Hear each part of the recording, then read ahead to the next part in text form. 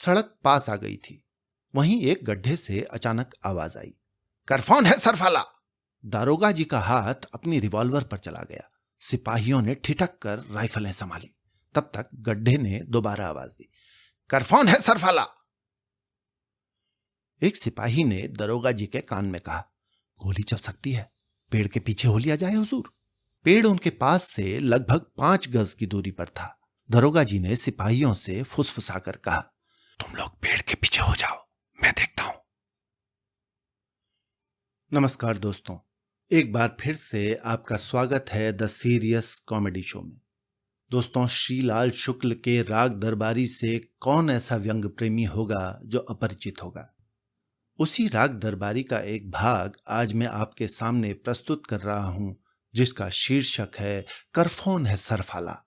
श्रीलाल शुक्ल। हर जगह वही विज्ञापन चमकने लगा। रंगनाथ को सबसे बड़ा अचंभा तब हुआ जब उसने देखा वही विज्ञापन एक दैनिक समाचार पत्र में आ गया है। ये समाचार पत्र रोज 10 बजे दिन तक शहर से शिवपालगंज आता था और लोगों को बताने में सहायक होता था कि स्कूटर और ट्रक कहां भिड़ा। अब्बासी नामक कथित गुंडे ने इरशाद नामक कथित सब्जी फरोश पर कथित छुरी से कहां कथित रूप से वार किया। रंगनाथ ने देखा कि उस दिन अखबार के पहले पृष्ठ का एक बहुत बड़ा हिस्सा काले रंग में रंगा हुआ है और उस पर बड़े बड़े सफेद अक्षरों में चमक रहा है, बवासीर। अक्षरों की बनावट वही है जो यहां दीवारों पर लिखे विज्ञापन में है। उन अक्षरों ने बवासीर को एक नया रूप दे दिया था, जिसके कारण आसपास की सभी चीजें बवासीर की मातहती में आ गई थीं। काली पृष्ठभूमि में अखबार के पन्ने पर चमकता हुआ बवासीर दूर से ही आदमी को अपने में समेट लेता था। यहां तक कि सनीचर, जिसे बड़े बड़े अक्षर पढ़ने में भी आंतरिक कष्ट होता था, अखबार के पास खिंच आया और उस पर निगाह गड़ाकर बैठ गया। बहुत देर तक गौर करने के बाद वो रंगनाथ से बोला, वही चीज है। इसमें अभिमान की खनक थी। मतलब ये था कि शिवपालगंज की दीवारों पर चमकने वाले विज्ञापन कोई मामूली चीज नहीं है। ये बाहर अखबारों में छपते हैं और इस तरह जो शिवपालगंज में है वही बाहर अखबारों में है। रंगनाथ तख्त पर बैठा रहा। उसके सामने अखबार का पन्ना तिरछा होकर पड़ा था। अमेरिका ने एक नया उपग्रह छोड़ा था। पाकिस्तान भारत सीमा पर गोलियां चल रही थीं। गेहूं की कमी के कारण राज्यों का कोटा कम किया जाने वाला था। सुरक्षा समिति में दक्षिण अफ्रीका के कुछ मसलों पर बहस हो रही थी। इन सब अबाबिलों को अपने पंजे में किसी दैत्याकार बाज की तरह दबाकर वो काला सफेद विज्ञापन अपने तिरछे हरूफ में चीख रहा था, बवासीर, बवासीर। इस विज्ञापन के अखबार में छपते ही बवासीर शिवपालगंज और अंतर्राष्ट्रीय जगत के बीच संपर्क का एक सफल माध्यम बन चुकी थी। डाकुओं का आदेश था कि एक विशेष तिथि को एक विशेष स्थान पर जाकर रामाधीन की तरफ से रुपये की थैली एकांत में रख दी जाए।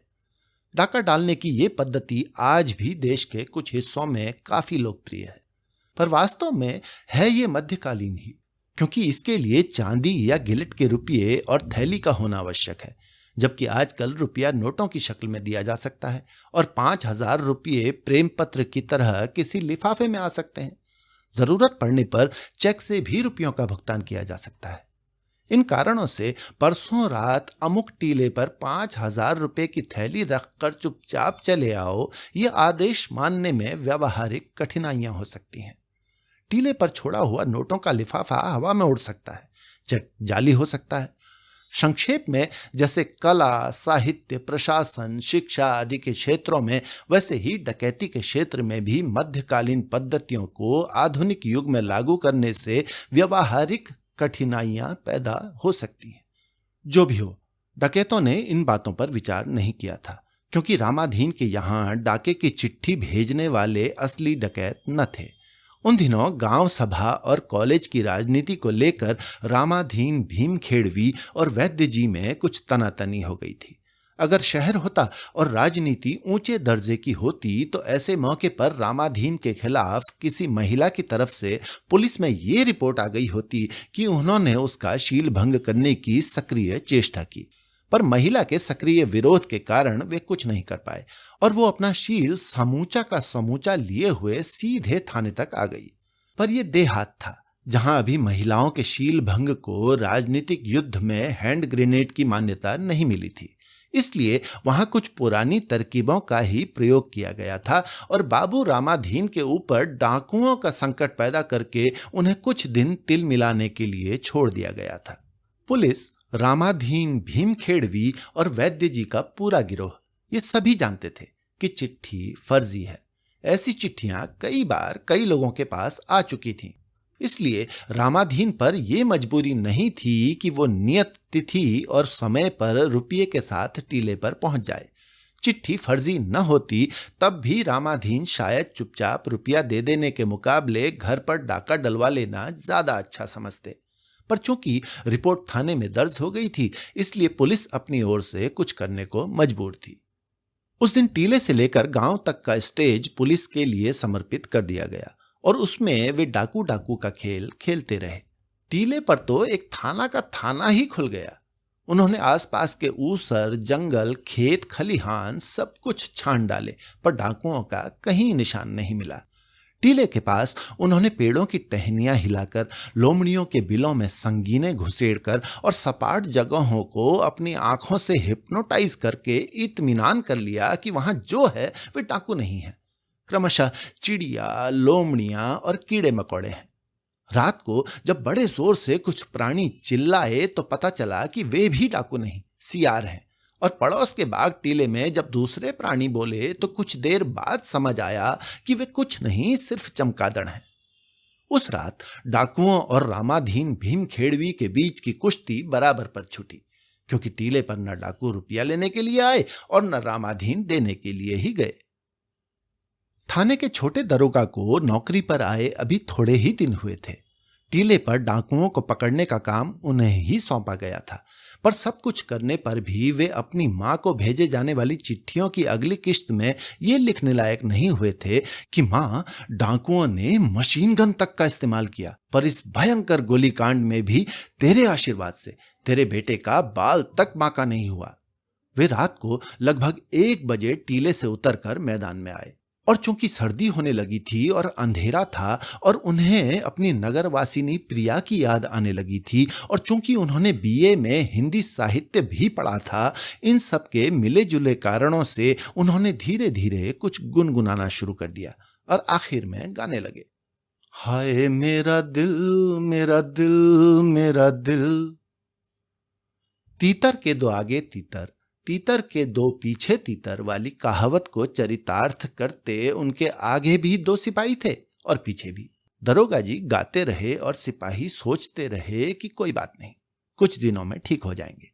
मैदान पार करते करते दरोगा जी का गाना कुछ बुलंदी पर चढ़ गया और साबित करने लगा कि जो बात इतनी बेवकूफी की है कि कही नहीं जा सकती, वो बड़े मजे से गाई जा सकती है।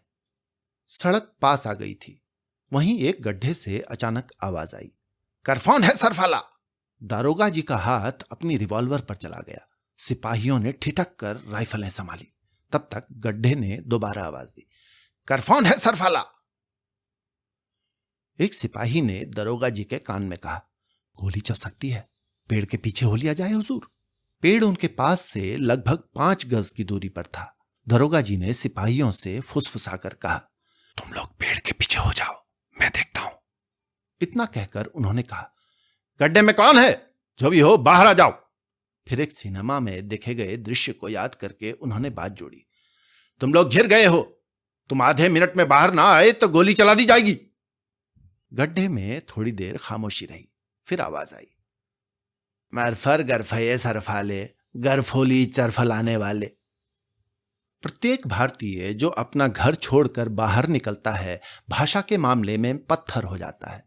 इतनी तरह की बोलियां उसके कानों में पड़ती हैं कि बाद में हार कर वो सोचना ही छोड़ देता है कि ये नेपाली है या गुजराती। पर इस भाषा ने दरोगा जी को चौकन्ना बना दिया और वे सोचने लगे कि मामला क्या है। इतना तो समझ में आता है कि कोई गाली है, पर यह क्यों नहीं समझ में आता कि ये कौन सी बोली है।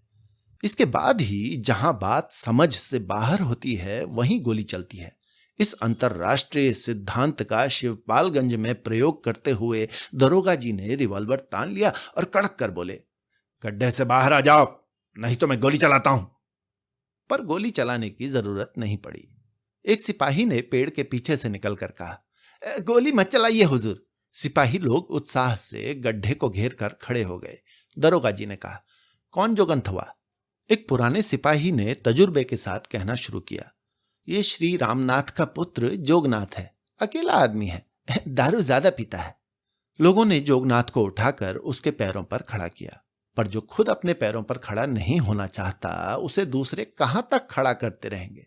इसलिए वो लड़खड़ा कर एक बार फिर गिरने को हुआ, बीच में रोका गया और अंत में गड्ढे के ऊपर आकर परमहंसों की तरह बैठ गया। बैठकर जब उसने आंखें मिला मिलाकर, हाथ हिलाकर, चमगादड़ों और सियारों की कुछ आवाजें गले से निकालकर अपने को मानवीय स्तर पर बात करने लायक बनाया, तो उसके मुंह से फिर वही शब्द निकले, करफोन है सरफाला। दरोगा जी ने पूछा, ये बोली कौन सी है? एक सिपाही ने कहा, बोली ही से तो हम पहचाने कि जोगनाथ है। ये सरफरी बोली बोलता है, इस वक्त होश में नहीं है, इसलिए गाली बक रहा है। दरोगा जी शायद गाली देने के प्रति जोगनाथ की इस निष्ठा से बहुत प्रभावित हुए कि वो बेहोशी की हालत में भी कम से कम इतना तो कर ही रहा है। उन्होंने उसकी गर्दन जोर से हिलाई और पकड़कर बोले, होश में आ। पर जोगनाथ ने होश में आने से इनकार कर दिया, सिर्फ इतना कहा, सरफाले। सिपाही हंसने लगे। जिसने उसे पहले पहचाना था उसने जोगनाथ के कान में चिल्लाकर कहा, जरफोगनाथ, हरफोश में अरफाओ।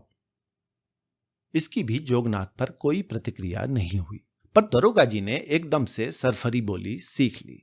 उन्होंने मुस्कुराकर कहा, यह साला हम लोगों को साला कह रहा है। उन्होंने उसे मारने के लिए अपना हाथ उठाया, पर सिपाही ने रोक लिया, जाने भी दे हुजूर। दरोगा जी को सिपाहियों का मानवतावादी दृष्टिकोण कुछ पसंद नहीं आ रहा था। उन्होंने अपना हाथ तो रोक लिया, पर आदेश देने के ढंग से कहा, इसे अपने साथ ले जाओ और हवालात में बंद कर दो। दफा 109, जाब्ता फौजदारी लगा देना। एक सिपाही ने कहा, यह नहीं हो पाएगा हुजूर, ये यहीं का रहने वाला है, दीवारों पर इश्तिहार रंगा करता है और बात बात पर सरफरी बोली बोलता है। वैसे बदमाश है, पर दिखाने के लिए कुछ काम तो करता ही है। वे लोग जोगनाथ को उठाकर अपने पैरों पर चलने के लिए मजबूर करते हुए सड़क की ओर बढ़ने लगे।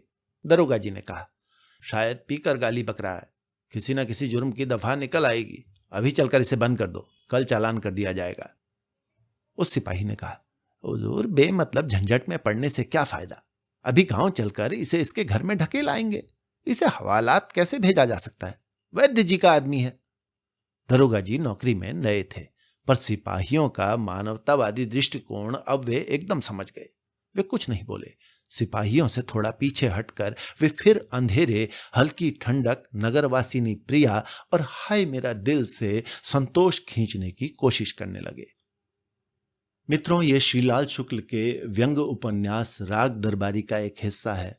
मुझे उम्मीद है कि आपको सुनकर आनंद आया होगा और आप इस किताब को, यदि आपने नहीं पढ़ी है तो मंगाकर जरूर पढ़ेंगे। द सीरियस कॉमेडी शो पर आपके आगमन का बहुत बहुत धन्यवाद।